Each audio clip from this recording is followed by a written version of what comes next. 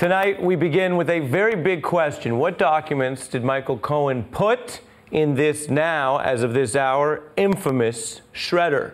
And are there Cohen tapes? And if so, who exactly is on them? Those are some of the big questions after Trump's fixer and personal attorney appearing today in that federal courtroom in New York in a fight over the records and electronics seized in the famous FBI raid of his home and office that was back in April. Prosecutors say they've now turned over more than 3.7 million items, and those are going to be reviewed for anything that might not ultimately get into court, that would be attorney-client privilege or otherwise highly personal. Now, there are 2 locked BlackBerries, the contents of this shredder, which everyone is wondering about, and they're trying to piece it back together. Meanwhile, the clock ticking because the judge says Cohen's lawyers will have to finish going through any remaining items and documents by June 15th, so about 2 weeks. If they don't finish by then another team of prosecutors will do the work live for them. The other news coming from Stormy Daniels' lawyer, Michael Avenatti, who you see here is live on set on the beat. He revealed in court today that a reporter called him last week about a recording of a phone call between Michael Cohen and Stormy Daniels' former attorney. Cohen's lawyer not denying that these tapes exist, but says they have not been leaking anything. Just like the Nixon tapes years ago, we now have what I will refer to as the Trump tapes.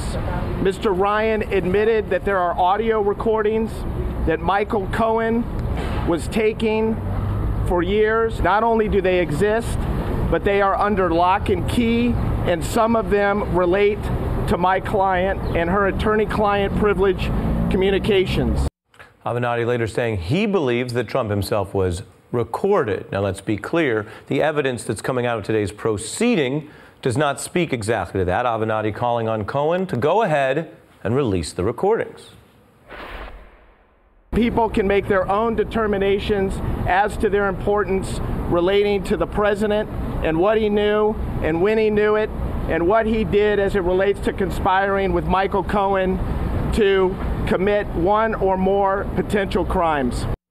Much to discuss. I'm joined by Maya Wiley, former counsel to the mayor of New York City, Mike Lupica, columnist for the New York Daily News, and Frank Figluzzi, former assistant FBI director. And as mentioned, Mr. Avenatti will speak to us in a moment. But Maya, this is at least intriguing. It's very intriguing. You look happy. Look, at the end of the day, we know that this case is going to proceed, and it's going to proceed apace because Judge Wood has said 2 weeks. If you don't get through it, Michael Cohen attorneys, we're just going to send it over to the prosecutors. They have to go through all those documents in order to proceed with the case. But the fact that we have shredded documents that they're trying to piece back together suggests that that raises the question, why are there shredded documents? Why are there shredded documents is a big one. And I say this not just because anytime you bring up a shredder, it gets more interesting. I mean, it just does. No, if you're in a story with a shredder, your life is taking a wrong turn. Right, something is going down. But this, of course, is actually also legally significant because the feds were citing their assertions, so that's what they are, because we haven't all been proven in court, but as the part of the probable cause for why they went in on Cohen in the first place. I'm reading here from a court filing. They said, look, absent a search warrant, these very records could have been deleted and without recourse for law enforcement. And you see above that the redactions suggesting in that filing that there were things going on that made the feds move because they thought there was either destruction or about to be destruction. Yeah, unless you think it's just one of those crazy coincidences that you get in life sometimes, that these documents happen to be shredded that day. You know what I was thinking, reading all these stories about this today, Ari and Michael Maya, Kimball Wood, the judge in this case, must feel like she lost a bet to get involved in the middle of something like this, which is like the grifters meets Usual Suspects meets the gang that couldn't shoot straight. Mm-hmm. But I was asking Maya this before we came on tonight. Does that make David Dennison Kaiser Sose? Yeah. I'm just trying to follow the movie reference. No, that's, I could explain it to you. But what is the worst thing for the President of the United States potentially in these shredded documents? Are you trying to bring Michael in? Well, no, I was I haven't. All right. You know Money what? laundering. Well, Money laundering.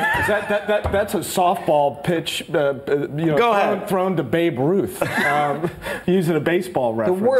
The worst thing Well, I mean, look, hypothetically speaking, I mean, these documents and these recordings could have the President of the United States complicit with Michael Cohen as it relates to potential serious federal criminal acts relating to money laundering or other untoward criminal conduct. I mean, if hypothetically speaking, you're just asking, what's possible?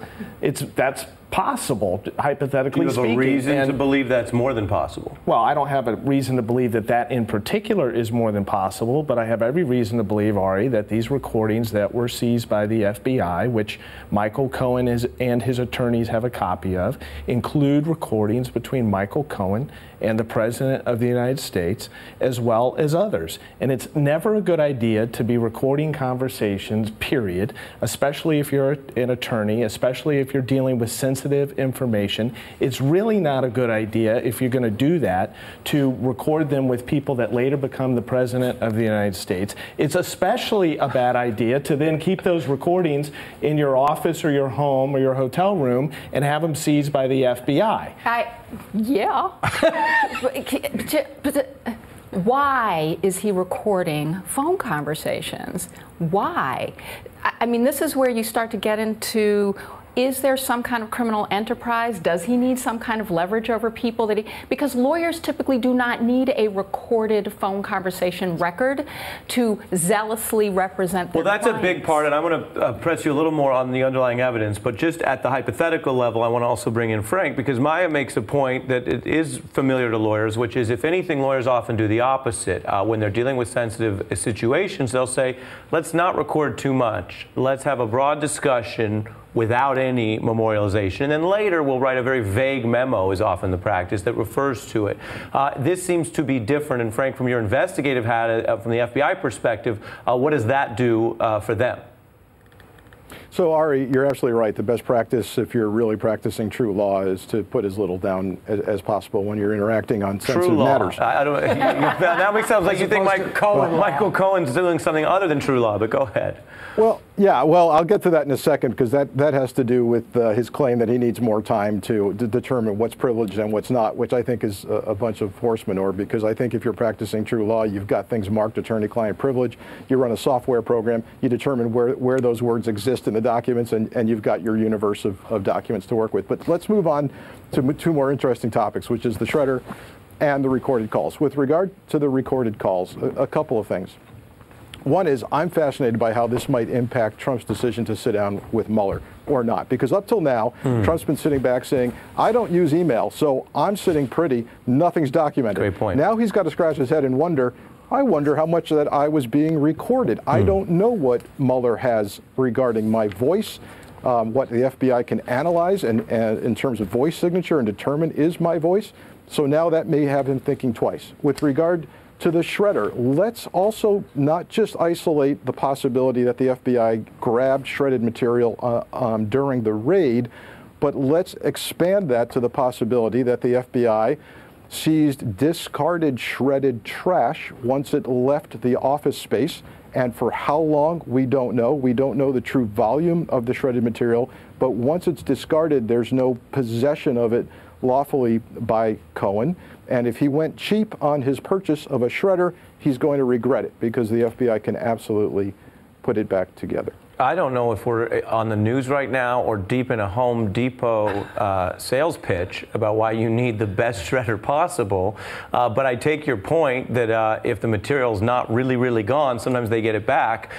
Michael, I want to now turn into the other piece of this, which is you went out on the courthouse steps, as you've done before, and you said things that got a lot of people interested. You're calling these the Trump tapes. That is very interesting. That is very exciting. But you don't, in fact, know whether Donald Trump is or is not on any of these tapes yet. Well, I know for a fact that Donald Trump is on at least one of these recordings, Ari. I'm not going to get into How do you know that? I'm not going to get into the details of how I know that, Ari. But would you say that in court?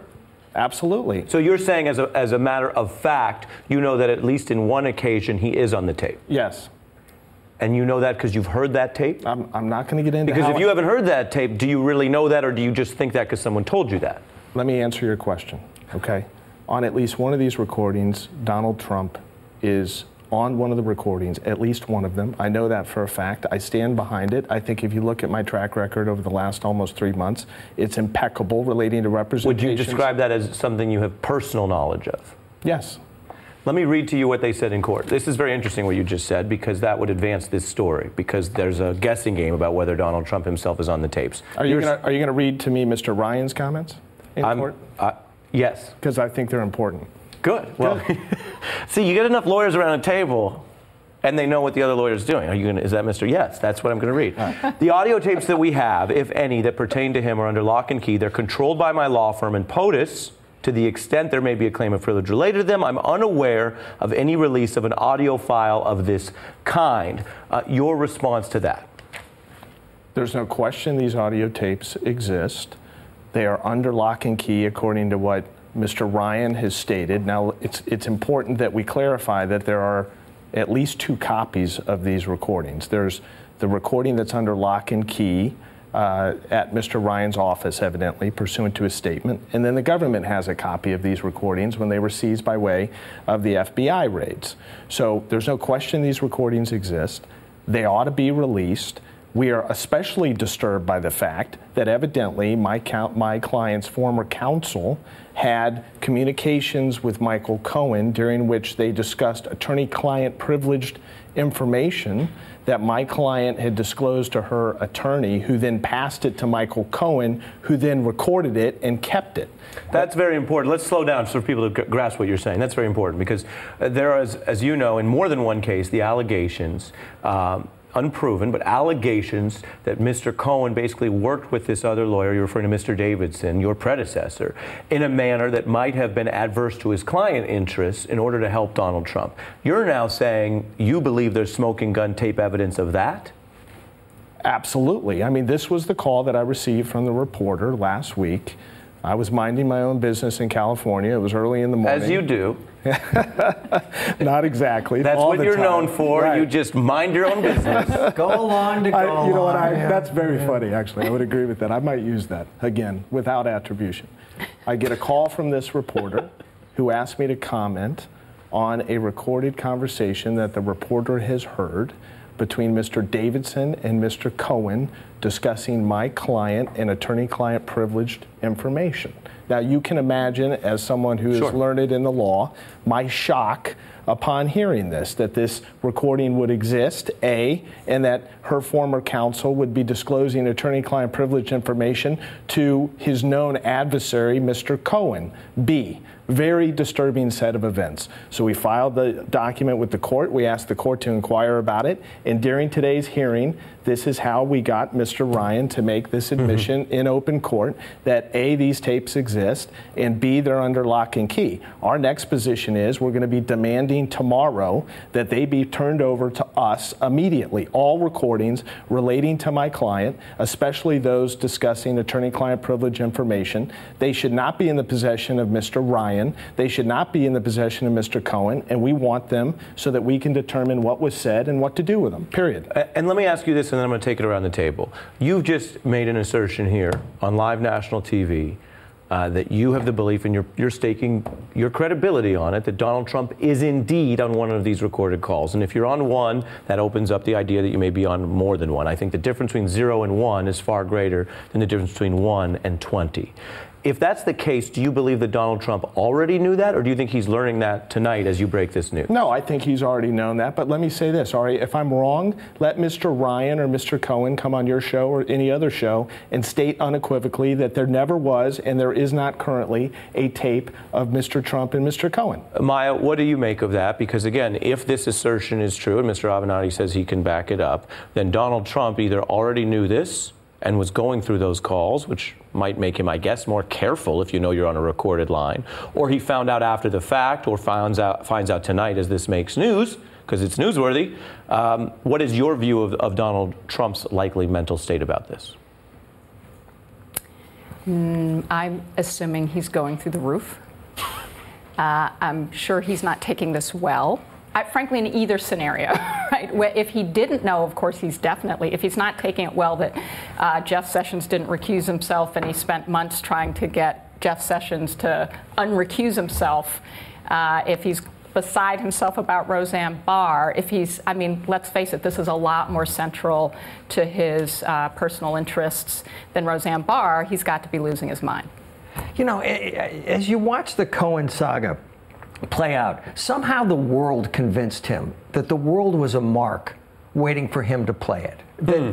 That he had been conditioned to believe. It's like Dan Jenkins once had the 10 stages of drunkenness, and they could be drunk with power. 9 is invisible and 10 is bulletproof. This guy started to think he was invisible and bulletproof, and now... And that's why he bought the cheaper shredder, you think? I was going to ask Michael what kind of shredder he had. My favorite thing... Crosscut shredder. You have to buy a crosscut shredder, not a strip shredder. You can't be cheap when it comes to your shredder. They're actually not that expensive, to be quite honest. But my favorite thing that Ryan said was about you today. He said he'd never seen a lawyer behave the way you behaved, and I'm thinking he's obviously unfamiliar with Rudy Giuliani's work. Yeah. Well, and Frank, yes, not seen that. Frank, before we go, I actually want to play, because you were talking about the attitude here, and we have some footage of Michael Cohen that is interesting in this context, which is talking about the way Donald Trump deals with people and their connection. Take a listen to this, Frank. If you know anybody at the Trump Organization that spends any amount of time with him, like I do, we all feel the same way about him. He's more to us than just a boss. He's a mentor. He's a sage. He's like family. And when you have a problem, Mr. Trump feels like he has a problem. Frank, how does that apply today and affect how Cohen's dealing with all this pressure? Yeah, 2 things come up when I hear that. First, it's so reminiscent of listening to La Cosa Nostra wiretaps. I can't tell you how close it is in terms of, you know, we're like family. We are family. The other thing is the reality that at some point you have to choose between your actual family and your like family.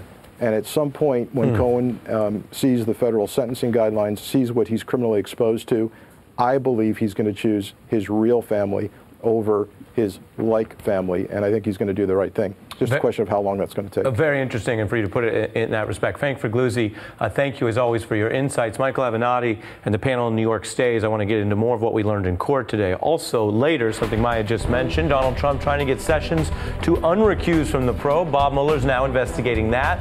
I'm also going to dig into Trump's conspiracy theories on Russia and why some of them have been debunked from a surprising source, and a strange response to the Roseanne racism scandal. Why does Donald Trump think he gets an apology? Plus tonight, a report we've been working on for a while, trolling in the Trump era, how it works and how to stop it. I'm Ari Melber. You're watching The Beat on MSNBC.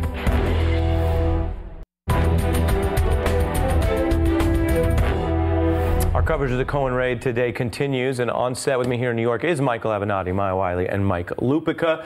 One of the things that happened in court today, Michael, as you know, and I want to play for your benefit, is a reference to your public advocacy for your client, the judge referring to things you've said like this.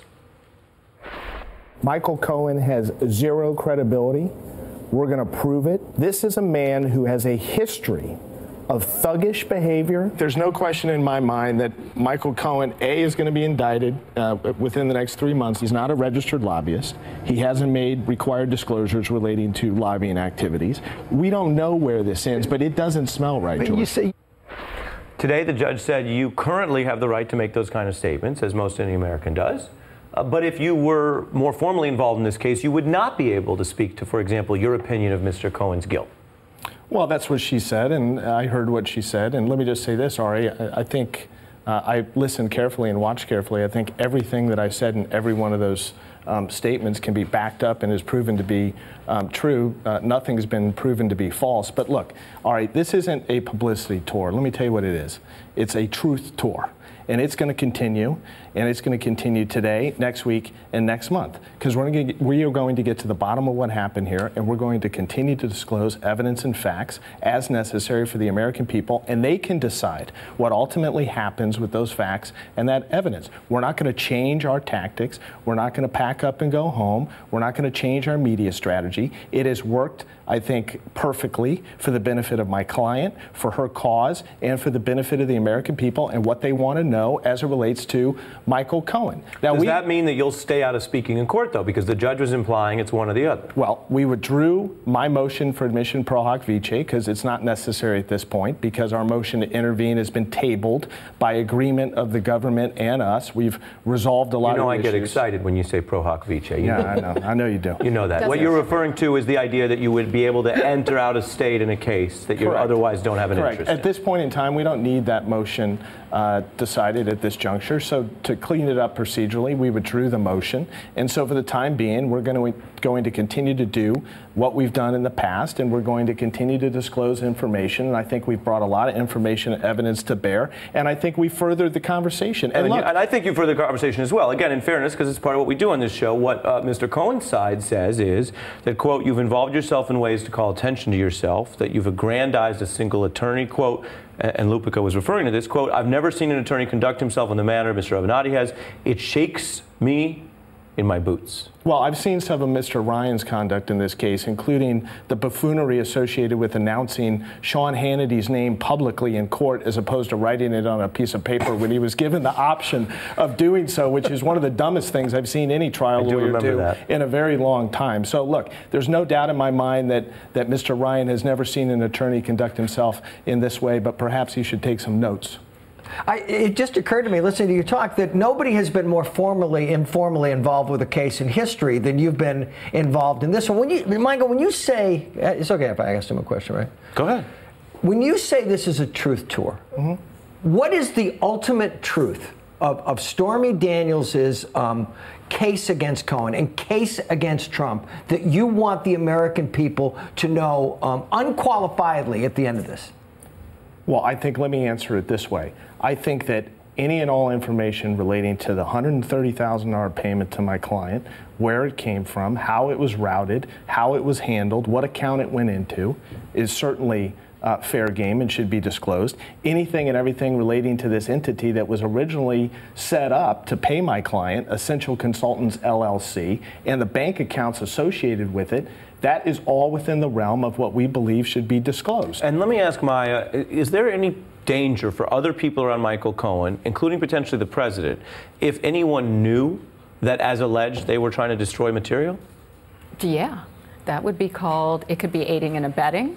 They may be part of a conspiracy to obstruct justice. I mean, it depends on the facts and circumstances, but there absolutely could be if there was knowledge beforehand, and even potentially a conspiracy and some discussion about whether there should be documents destroyed. Because I think that's an interesting part that goes, and I'll give you the last word on it, that goes to the way you've conducted this case. You've obviously been an advocate for your client in a manner that has put pressure on other people, made them respond. But you don't control, and the media does not control, contrary to the popular belief in the White House, how those people respond. The fact that there are credible allegations from the feds that one of the responses was to potentially either destroy evidence or they were on the precipice of doing so is a new crime that is relevant to your case, because it seems to be in response to things that were done with or after in relation to your client. And that sort of seems to be a big thing that's now hanging over this case. Well, Ari, I think that our approach to this case and our media exposure and the publicity that we've generated around our case has led to a furtherance of the discussion, most certainly, a furtherance of the American people having access to evidence and documents and facts about this, and I think it has resulted in considerable additional information coming to light, whether it be from other corporations that paid Michael Cohen for access to the president or otherwise. So I think the benefits have been immeasurable. The only people that don't seem to like it are Michael Cohen and his attorney, and it's obvious why they don't like it, because they don't want this information out there. They don't want people to know about it. That's why they haven't tried to get out in front and release the bank records. That's why they haven't released the audio recordings, and that's why we're continuing to press forward as it relates to prosecuting our case and bringing truth to the American people. Michael Avenatti, a busy day in court and a busy day tonight. Appreciate you coming on the beat. Maya Wiley and Mike Lupica, always a pleasure. We have a lot more as well, from Donald to Roseanne, how to handle trolls in America, and first, Mueller eyeing Trump's attacks on Jeff Sessions. Why is that now under investigation? We'll be back in just 60 seconds.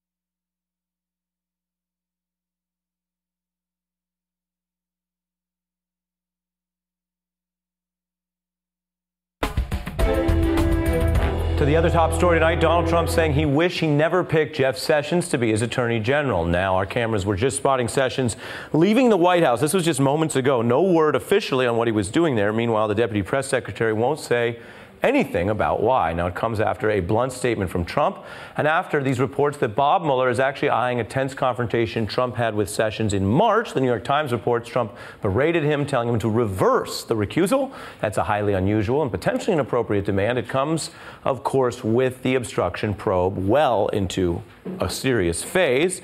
And Mueller had questions like this for Trump. What did you think and do regarding the recusal, and what efforts did you make to try to get Sessions there to change his mind? Now, Trump's been vocal about all of this. Here's what he said in July. I am disappointed in the Attorney General. He should not have recused himself almost immediately after he took office. And if he was going to recuse himself, he should have told me prior to taking office, and I would have quite simply picked somebody else. I'm joined by former federal prosecutor Kenneth White and Bill Kristol, founder of the Weekly Standard. Bill, the president talks a lot. This seems to be, again, against his interest if he's feeding these stories. Yeah, I guess it is against his interest. I mean, he's a very unhappy guy that Robert Mueller is conducting this investigation. And so far, Sessions and Rosenstein have stood reasonably firm. And there's been enough, I think, pressure on the president not to fire either of them that Mueller's been able to investigate, and that's by far the most important thing. You know, Mueller's a very able man, and he's got a very able team, and they've found out an amazing amount of stuff, I suspect, much more than we think. And I think we're hitting the home stretch here, and the president is awfully unhappy about the prospect that he doesn't quite think. I think he doesn't think he can fire well Mueller, and Rosenstein remains, I think, for me, the key link where Trump obviously will be extremely tempted to do something there. But that's why I'm heartened by Gowdy and by others beginning a little bit, maybe step forward among Republicans and say, come on, let this probe, go ahead and finish. What are you referring to about Gowdy? Well, Gowdy said last night after that he thought the FBI had behaved appropriately. He said elsewhere that Mueller should be allowed to finish his investigation. Gowdy is a conservative Republican, a lot of credibility with his fellow House Republicans. I think it's important that he's out there a little bit. It's not just people like me who aren't big fans of Donald Trump. Gowdy is kind of a Trump supporter saying that. Kenneth, how typical would it be for someone who recused because of their closeness to the campaign under investigation to then unrecuse at the request of the beneficiary and candidate from that campaign? I think would be extremely unusual, and the appearance of it would be terrible. One of the purposes of recusal is not just that you think the law absolutely compels you to recuse yourself, but you think that the appearance of fairness and justice require it. And I think that if Attorney General Sessions had changed his mind, particularly after the appearance of pressure from the president, that it would have dramatically undermined the credibility of his involvement. And I'm sure he knew that. He seems to have been in a very difficult position, having made this decision and then having his boss, the president, put some pretty strong pressure on him to change his mind. Yeah. And so, Kenneth, when you see this, what does it add to the portrait of Donald Trump? Because Bill and I have had a kind of a discussion across the peaks and valleys of 2018 that when it comes to legal strategy, Donald Trump is better at it than he often gets credit. Well, I don't know if this is legal strategy right now, the attacking of Sessions after this revelation, or whether it's public relations strategy, whether he's laying a mattress to see how the idea of firing Sessions sounds, whether he's signaling to his base and his allies in Congress that this investigation is illegitimate because he doesn't have someone on his side overseeing it. You said laying a mattress? Sorry, that's an old prosecutor term. That's just, laying it down for something that's going to happen later. Okay, because Travis Scott always says, better bring a mattress if you're sleeping on me. Sounds like you mean it in a little bit different way, though. Yeah, I'm not going to the mattresses either from The Godfather. This is something else. But the really interesting thing from Mueller's point of view, I suspect, is how eager Trump was, according to this New York Times report, to pressure Sessions to change his mind and to be the loyalist on Trump's team overseeing the investigation. Now, that may not be itself obstruction of justice, because I think he would have to take... Let me take that to Bill. Whether or not it's a federal crime, Bill, it's, again, concerning about independent law enforcement.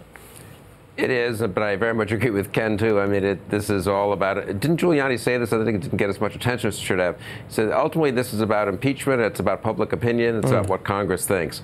I do think that they know that they're going to end up with Robert Mueller reporting somehow or other to Rosenstein, a report that Rosenstein presumably will make available to Congress in some way or other, that will find plausibly or possibly impeachable offenses, and it becomes a political fight. And that's what Trump's all about.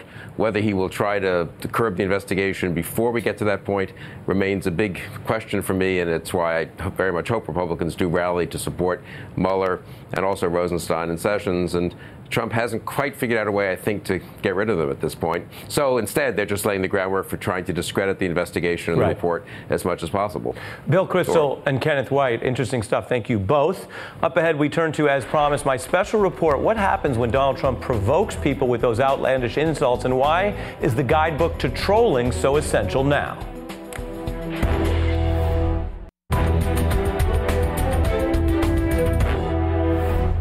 Now we turn to a special report and discussion on a political trap deployed by Trump and many other agitators, as well as how to avoid it.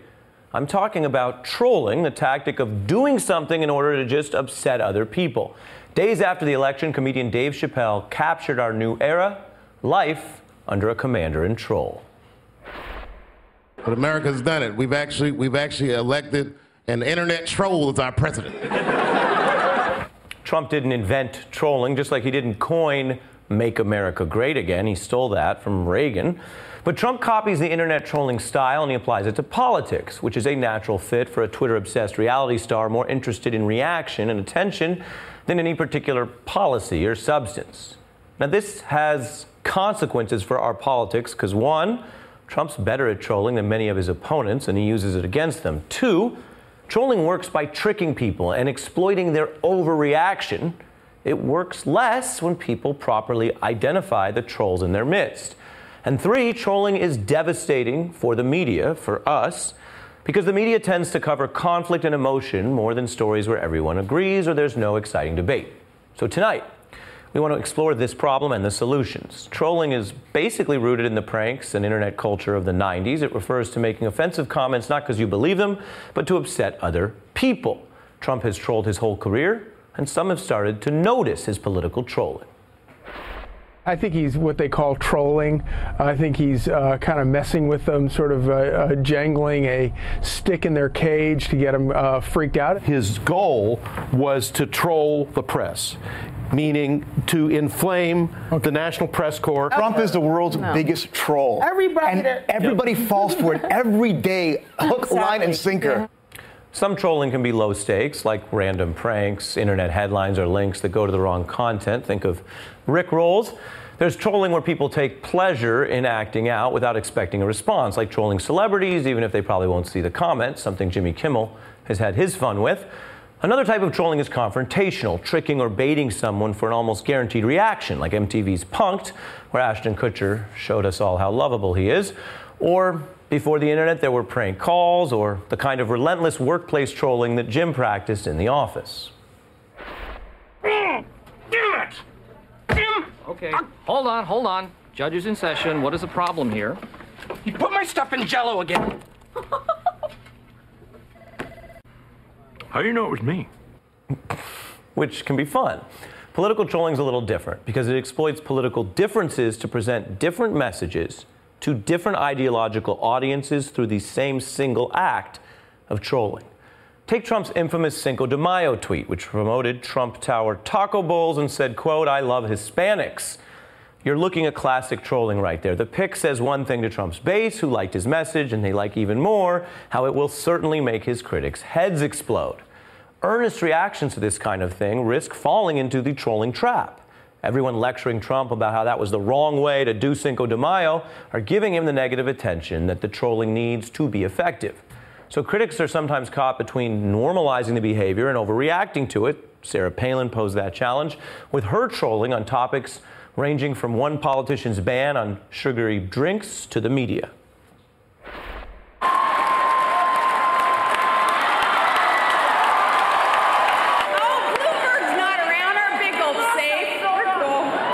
Later, I got to ask those supporters of all that, how's that hopey-changey stuff working out for you? Join me in telling the lamestream media then that we wear your scorn with pride. Scorn. Palin tapping into the core of trolling. It's not about just being liked by your side. It's earning the scorn of the other side as proof of your potency and your power and your relevance. It's not a strategy born of real goals like passing a bill or forging world peace. It's a strategy born of strife. Upset your opponents enough and you must be winning. You know, the cliche about Trump back during the campaign was that no gaffe seems to stick to him, but that took his words at face value. When you see his words as pure trolling designed to only be over the top and draw scorn, well, it all looks a little different. You've called women you don't like fat pigs, dogs, slobs, and disgusting animals. Your Twitter account... Only Rosie O'Donnell. He's a war hero because he was captured. I like people that weren't captured, okay? I hate to tell you. The MS-13 lover, Nancy Pelosi. Now, this link between Trump's style and trolling is not just an observation tonight. Trump's campaign was boosted by trolls. His supporters, organized on forums like Reddit and 4chan, they talked about Trump as the ultimate human troll who would enrage the nation. Trump's campaign chief, Steve Bannon, said he tried to recruit young men upset about Gamergate and other online battles to harness their energy for Trump. He argued Trump's style worked perfectly for that, and I'm quoting, he said that Trump was like the famous honey badger meme, Trump don't care. Now, there are tactics for dealing with trolls. The old saying online, of course, is don't feed the trolls, because that's literally the only thing they want. Some of that applies to Trump. So that's part of the answer. Just because Trump's president doesn't mean every slur or tweet has to be discussed and debated or fed. But it's not only a binary choice between feed or ignore. There's also context here, because the very culture and language of our politics is changing. It was all the way back in 1962 that Daniel Borstein wrote a book about pseudo-events in America, arguing that corporations and politicians were improving their propaganda by confusing the public on the difference between actual developments and the manufactured content posing as a development. You know, that once described an emerging tactic. Now it feels like our entire pseudo-reality. I'm joined by Salon's Amanda Marcotte, author of the book Troll Nation, and former Clinton campaign aide Jess McIntosh. Well, this is exactly what my book's about, I would say. It's an interesting thing. I think one of the reasons that trolling has kind of risen on the right in fact, I think I'd argue completely taken over their rhetoric, is that they've lost the argument in a lot of ways. You know, they don't want to have real debates. They don't want to have these kinds of interesting debates that you say we've lost in our politics. They want instead to have a bunch of spectacles, because spectacles are all about emotion. They're not about rationality. They're not about logic, and they're certainly not about evidence. And so Donald Trump is kind of the perfect epitome of that kind of way of arguing, because he makes everything anger and emotion and rhetoric and nothing about evidence and nothing about debate. Yeah, absolutely. And I think that what's happening today is the logical extension of what Lee Atwater and Newt Gingrich started in the Republican Party in the 80s and 90s, when they decided that rather than fight on the merits of a conservative strategy which favored individualism and tax reform that was going to benefit the wealthy because they believed in trickle down, rather than making those arguments, they decided that they were going to play to a Southern strategy and inflame the racist base, that they were going to win on that by calling Newt Gingrich circulated a series of words to talk about your opponents, to call them bizarre, to call them weirdos, to say they were anti-flag. This was the beginning of it. And that really solidified this Republican idea that they were going to fight on that front rather than have an intellectually honest argument, because I think they know that they can't win an intellectually honest argument because their policies don't benefit most of America. So logically what happens after decades of this is that they elect an actual honest-to-God troll. At this point, it's totally out of their hands. They have fed these trolls for so long that they got too big and strong, and now they're in charge, and now there's no way to take it back. So what do you do besides starving the troll of attention? Well, I think it's a too simplistic thing to say starve the troll of attention. I think because that implies to a certain extent that they're only doing this for attention. I would say, you know, for instance, when Donald Trump says something racist that inflames people's passions, he does mean it. And a lot of these trolls mean the vile things they say, even as they're simultaneously meaning it but also trying to provoke people. So we have to react with that knowledge in mind. And what I recommend most of the time when people ask me about this is that we learn to not ignore them, but to try and go around them.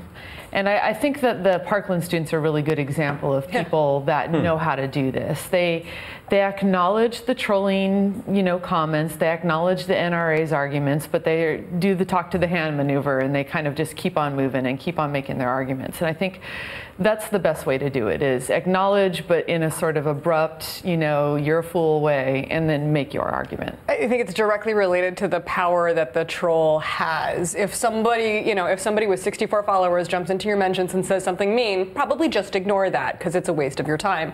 If the troll in question is the leader of the free world, the commander-in-chief, and in charge of what happens to your federal tax dollars and military, then that's something we should probably take the time to contextualize. What about when you saw Marco Rubio and Elizabeth Warren both turn to the juvenile insults that Trump had used, which didn't seem to work for them the way it worked for him? Yeah, I mean, the fact of the matter is, if you don't have the guts to do it, if there's nothing, if you don't have that meanness of soul that Donald Trump has to sort of sell it, people aren't going to buy it. There's an authenticity to that kind of trolling. You're saying there's an authenticity being a huge jerk? It's about, really there is an authenticity jerk. in being a huge jerk. You also have to play to the base that's going to care about your jerkiness. Like, Elizabeth Warren's fans aren't waiting for her to come up with that one great because she talked slam. about his small hands. Right. Like, she doesn't care about that. No, and neither do the people who love her. They actually love her for the issues that she champions, for the intellectually honest argument that she's trying to make. And what about the culture? And this is actually our headline under the segment right now. Is everyone mean now? There's that part of this, that the internet, while it's a place for diversification and people who don't have access to traditional corporate platforms can speak, and there's all this podcast, interesting stuff going on, but there's an incredible amount of runaway meanness. I think that that's true, but I also think that can be a little bit overrated. You know, and I write about this in my book. I think a lot of this goes back to talk radio. I think it goes back to Fox News. I think it goes back to a culture of trolling that was really kind of created in right-wing media long before people had the internet. And I think that it meshed well with the 4chan trolling culture, but I don't necessarily think that it came from it. And I think it has a lot more to do with where the American right is now emotionally and logically and rationally than anything else. Amanda Marcotte, who literally wrote the book, and Jess McIntosh, thank you both. I have one more important thing to tell you when we come back.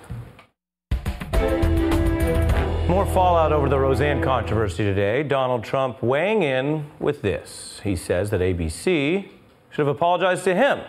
The White House going on to defend this tweet, saying it's about the media. The president simply calling out the media bias. No one's defending what she said. The president is the president of all Americans, and he's focused on doing what is best for our country. No one is defending what Roseanne said, but Mr. Trump, who has publicly praised her, did not find any way, any time, any reason to condemn what she said either, and we wanted to make sure to put that on the record.